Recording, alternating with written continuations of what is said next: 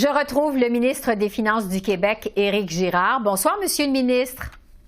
Bonsoir. Vous avez dit dès le départ dans votre présentation aujourd'hui que les 6 prochains mois seront très difficiles au Québec. Qu'est-ce qui vous rend aussi pessimiste? En fait, c'est très difficile partout dans le monde. C'est que l'inflation a amorcé sa descente, mais elle est toujours trop élevée, ce qui fait que les taux d'intérêt qui sont passés de 0% à 5% vont demeurer élevés pour les 6 prochains mois, certainement. Et c'est seulement lorsqu'on n'aura plus de conviction que l'inflation va atteindre la cible désirée, que la poursuite de la baisse de l'inflation se continue, que nous pourrons avoir finalement un assouplissement monétaire des baisses de taux et permettre une reprise plus durable dans la deuxième moitié de 2024. Vous avez insisté sur le mot stagflation pendant votre conférence de presse plutôt que sur le mot récession. Est-ce que le Québec écarte complètement la possibilité d'une récession au cours des prochains mois? En fait, j'ai utilisé le mot stagnation pour dire qu'on n'avait pas de croissance. Vraiment, on oscille autour de 0%. Puis d'ailleurs, je parle du Canada parce que les données économiques sont plus récentes. On a des données jusqu'au mois d'octobre. 6 des 7 derniers mois pour le Canada sont soit à croissance nulle ou négative. Et donc, on a une période qui est difficile au Canada, en Europe, au Québec, en Chine. Et il y a seulement que les États-Unis qui vont bien, mais déjà, on pense que le meilleur pour les États-Unis est derrière nous. Malgré vos prévisions, vous confirmez aujourd'hui un investissement de 1,8 milliard de dollars pour la construction de logements sociaux dans la province. C'est possible, entre autres, grâce à un transfert fédéral de 900 millions. On a d'ailleurs entendu le ministre Fraser s'en réjouir il y a un instant. Comment se sont déroulées les négociations avec Ottawa? Ça s'est très bien fait.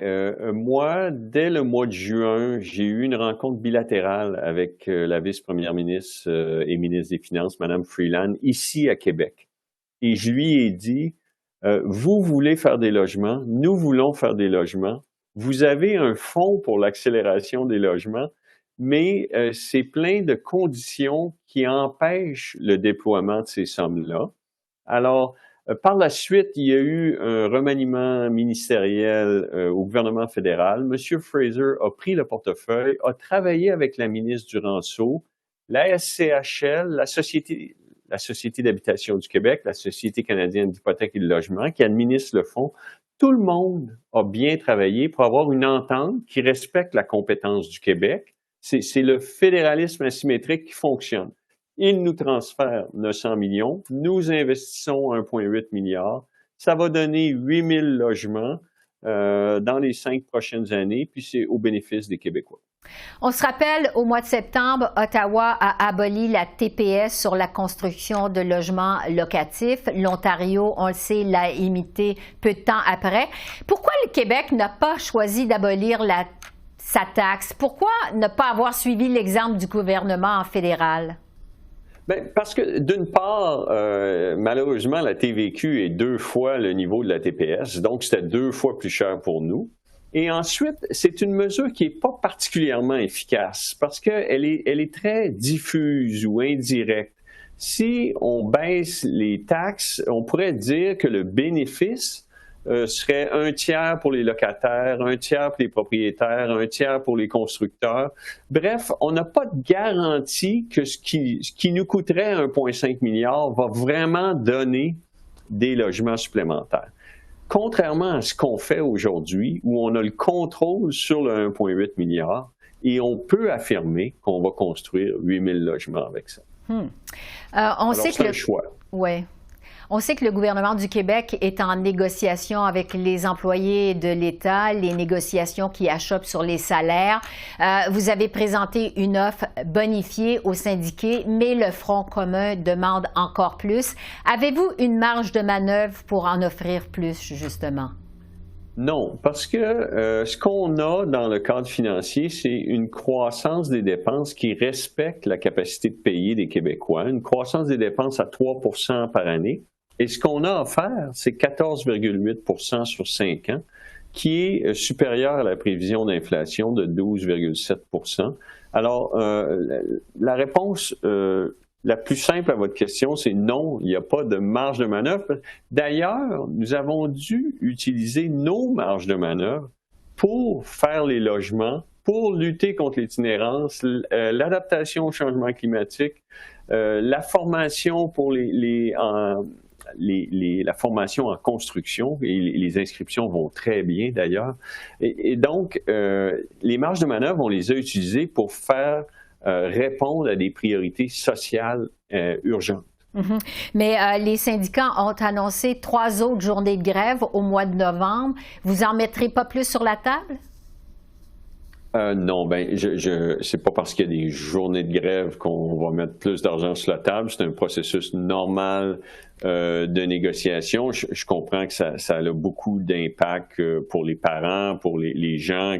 Mais pour ce qui est de la négociation comme telle, les syndicats ont leurs droits. C'est la responsabilité de la ministre Lebel je prends acte de ce qu'a dit le syndicat, mais vraiment, je ne peux rien faire là-dessus. Ça se passe avec la présidente du Conseil du Trésor. Parmi les autres mesures que vous avez annoncées aujourd'hui pour venir en aide aux Québécois, évidemment, il y en a pour quelques milliards. Pourquoi ne pas avoir annoncé des chèques directs comme vous l'avez fait l'an dernier? Ça, c'est très simple. C'est que le régime fiscal, à chaque année, est indexé. Cette année, il sera indexé de 5,08 et l'inflation sera 2,7 Lorsque nous avons donné des chèques en 2022, il y a eu une surprise, c'est-à-dire qu'il y a eu l'invasion de l'Ukraine par la Russie qui a fait monter l'inflation à 6,7 mais le régime fiscal n'était indexé que de 2,7 Donc, il a fallu compenser pour les besoins essentiels des Québécois, la différence entre l'indexation du régime fiscal et l'inflation. Alors ça, c'était la situation en 2022. 2023, l'indexation était de 6,4 l'inflation 4,6 2024, l'indexation sera de 5,08 l'inflation est prévue à 2,7 donc il n'y a pas de nécessité de chèque. Mais je rappelle qu'on a des mesures en place. La baisse d'impôts de 2023, les déductions à la source se sont amorcées en juillet, mais sur votre rapport d'impôt de 2023, au 30 avril 2024, vous bénéficierez de la baisse d'impôt pour les 6 premiers mois de l'année 2023. Oui, mais les Québécois ne doivent pas s'attendre à d'autres baisses d'impôts éventuellement. Pas pour l'instant, parce que vraiment, j'ai un rôle de fiduciaire. On a fait 10 milliards de déficit l'année 2020-21 de la pandémie.